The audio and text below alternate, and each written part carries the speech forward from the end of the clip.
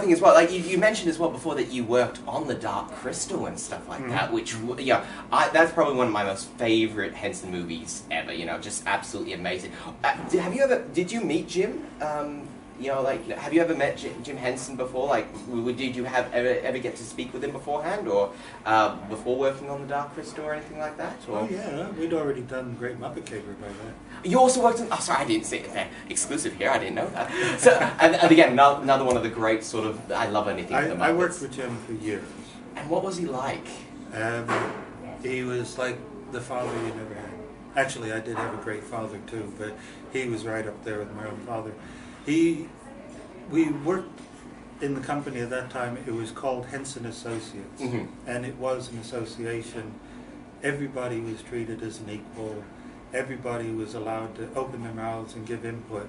For years after I left the Muppets, I ran into trouble because I continued to operate the way I had been taught to do so by Muppets. Because I came in there when I was very young, and they were the place that I cut my teeth in the film business, and that's how I learned it was done. And what a way to cut your teeth. It was only done that way at Muppets, I found out later.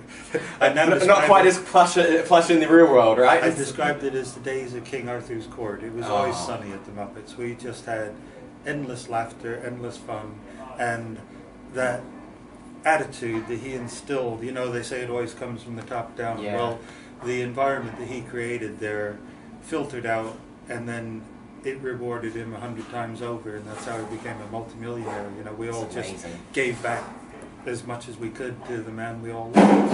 That sounds absolutely amazing. Now, the other thing as well, there was actually talk a little while ago that there was going to be a Dark Crystal 2. And of course, through some reason or another, that was cancelled, and it was going to, and they've made it into, I think, making it into a novel now instead of like a comic book, or they're making some other way of doing a sequel with it. But if you had been invited back to, take part of Dark Crystal 2, how would you find the puppeteering might have changed between what it was like working on that one and what would be like working nowadays with all the CGI and everything? Like, what do you think we would have actually gotten? Well, I just worked on the second Muppet movie. Yeah. So it's a similar thing. And there's two main differences. And the first is that although they were still using puppets and things, they had forgotten a lot of what we used to do to bring the magic alive. The bit around the puppets. Puppets aren't actors, they're special effects. So you have to design the entire set, everything around them. And a lot of people these days think that you just bring them in, treat them like an actor, put them in front of the camera and go. And of course, it doesn't work that simply. And the other one was that CGI can help us because everything we did, we had to do in camera. Yeah. And you had to hide it. And as the animatronics got more involved, you ended up with 50 cables and all this that had to be hidden. Yeah. And there's a lot more servos involved now. There is computer assisted with the animatronics. So it is more sophisticated as well, but you don't get the chance to actually do it because people immediately go, oh, we'll do a CGI. And which must be painful a little bit. Well, yeah, because the irony is you could do it much more cheaply by returning to the animatronics and allowing us to create the three-dimensional thing, which is more real on the screen and interacts with the people. And the CGI, as we did in the Muppet movie, just to get rid of the means of operation. Instead of having to completely hide out a shot, you can stand over there and they just paint the person out and leave the puppet. Or the rods. I mean, I was noticing the rods kept coming into shot. I hadn't worked in a while with them, and I went, I can see the rod in shot. Don't we have to go again? Oh no, CGI is going to paint it out. So I was used to the old way of doing it. But even that sort of thing, if you CGI like the rod I think could be a benefit. But like people see, I hate the CGI when you could use a real puppet. I think it's so much better when you can actually sort of believe that thing is there rather than having to have a green screen. Do you know why? No, tell me. Tell us at all why. Tell us why. The reason is, and it's Jim Henson yet again. Of course. Jim Henson had what was called the magic moment. Now the magic moment is when you've got the script that you're working to, You've got the characters that have spent months building them and getting them to this position. You've got the actors, everybody knows their lines. And when you turn over the camera, you're all going for this one thing, and just something happens. The fun of the moment, the inspiration, whatever. And this magic moment occurs that's better than what was written on the script, better than what you were building for, better than anything that came before that. And that's the thing that Jim would always put in the finished movie. Mm.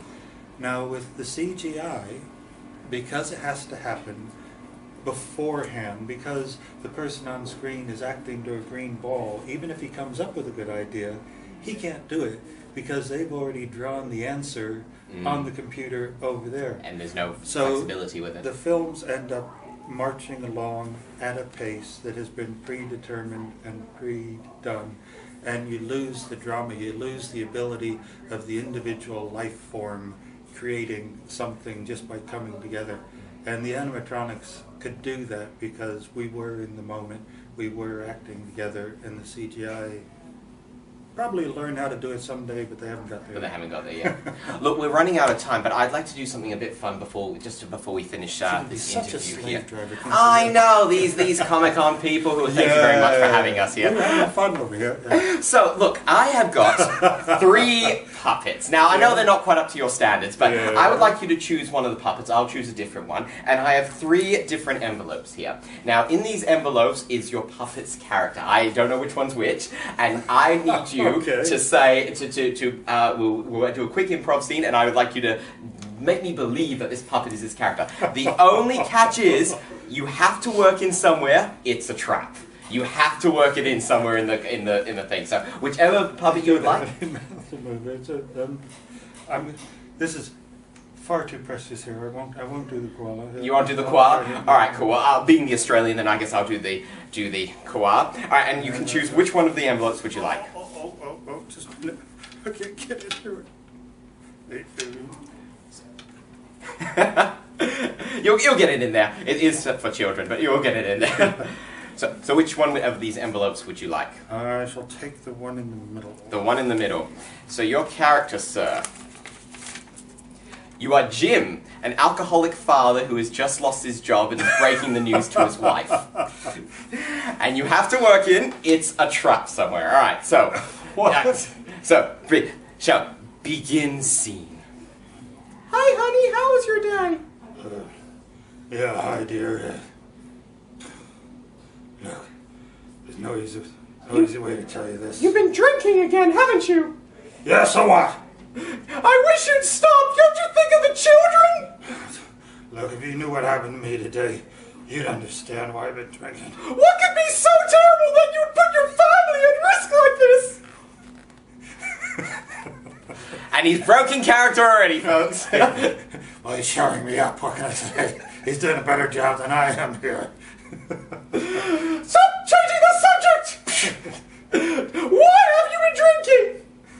Dear, they brought me into the office, and I thought it was about that promotion I've been asking for, but, well, it was a trap. What? What do you mean it was a trap? They fired me. I've lost my job. Jim, I can't take this anymore! I'm taking the kids and we're leaving! We're never coming back! You had your chance! Goodbye!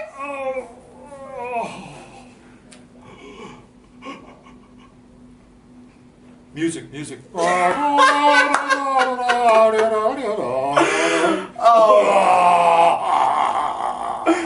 Tim, thank you so much for this interview. You're probably one of the funnest ones I've done so far. Thank you again so much for that. Thank you so much, Tim Rose, for sitting down with me. He was an absolutely amazing guy. We spent about half an hour talking after the camera stopped rolling, and then we went out for lunch. Such an awesome person. If you want to check out anything else, please make sure you check out PopWrapped.com or subscribe to this channel where you can see more interviews coming up. This is awesome.